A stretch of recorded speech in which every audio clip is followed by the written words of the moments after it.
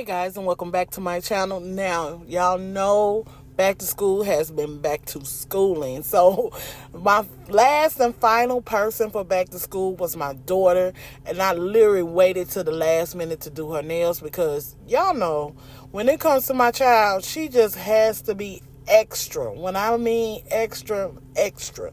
But this time around, she kind of calmed it down. It didn't take me 5 or 6 hours to do her nails, but she still wanted 3XL nails. Now, these tips came from Amazon. They are in my storefront, and I will have the link in the description box. Y'all, when I say my application was not giving what I wanted it to give, I think it was more because my room was warm, so the monitor was warm, and it was a little bit difficult to lay my acrylic the way that I wanted to. But needless to say, the nails came out still bomb, okay? Still bomb. The acrylic that I'm using is from Dynamic Nail Supply, is the X-Ray Clear.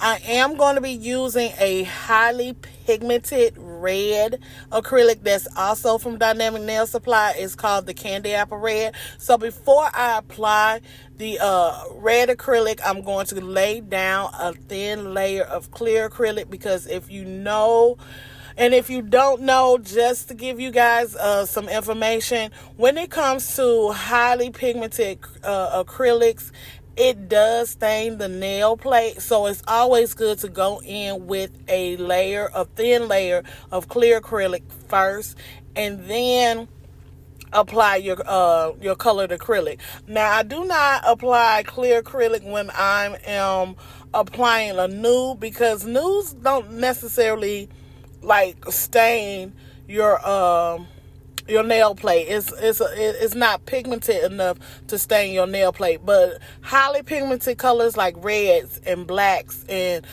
greens or oranges that's really, really pigmented, I definitely suggest that you lay a thin layer of acrylic down before you put the color acrylic on, because it will stain the natural nail plate. Now, it did take me about 20 minutes each hand, so full application on both hands, it was about 40 minutes. And because it took me so long to do her application on each of her hands, I decided to only record one hand, because 20 minutes on one hand is a long time. But I did want to make sure that I built up an apex and her nails were, built up the way that I wanted them to be built up, so they can, last a little bit longer. So I just made sure that I took my time with these 3XL nails. Now, I have seen a lot of people that can do a full application on 3XL nails where it's only taking them what 3 beads to do a whole entire nail. I'm not there yet, okay? Your girl is not there yet. It takes me about 10, 15 beads. I really don't know how many beads it takes. But whatever amount of beads it takes for me to build up that 3XL nail, that's what's going to happen, okay? It's going to happen, but I guarantee you, those nails are going to be structured the way they need to be structured, and you're not going to have a break unless you out here fighting or doing some extra stuff that you don't need to be doing, okay? So yeah, it took me a while to do the application on her nails, so I only recorded just one hand, because 20 minutes, I would have just had application video of 40 minutes period just on application. So I didn't want to, and then on top of that, space with the phone. No, I wanted to make sure you guys actually got to see everything that I was really doing. So I only did application on one hand. And please make sure, if you are doing colored acrylic, make sure you cap it off with a layer of clear acrylic after you apply all your colored beads. I always make sure that I go back in and cap my colored acrylic off with a layer of clear acrylic. Now, correct me if I'm wrong, but when it comes to colored acrylics, I just feel like they are a little bit more on the trickier side to get your nails to build up an apex, especially if you're using them doing a length of nails this length. So for me, I just feel like going in with clear acrylic and really looking at that nail from side to side and helping build that nail up a little bit more with the clear acrylic and giving it a little bit more strength is a better option. Now, some people may say, no, once you apply your colored acrylic, you don't have to cap it off. And some people don't cap it off. But I just prefer to cap it off once I finish applying my colored acrylic.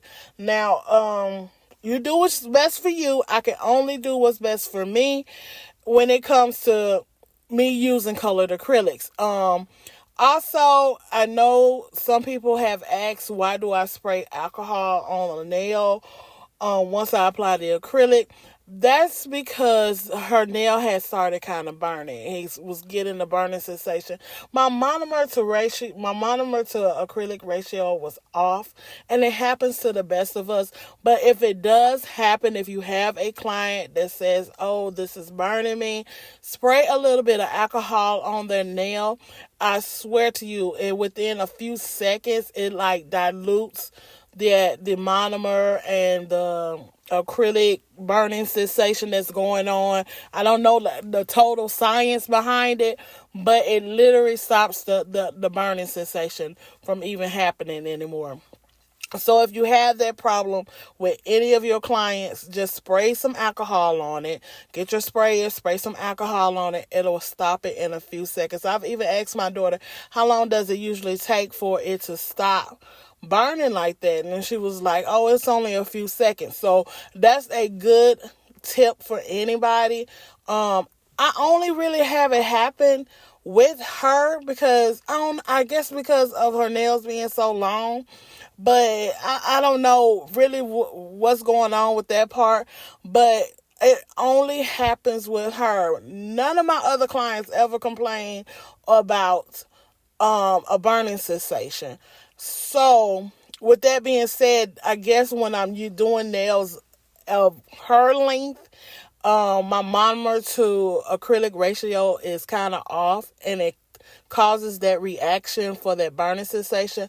But if you do have it, y'all, just spray some alcohol on it. It'll stop it in a few seconds.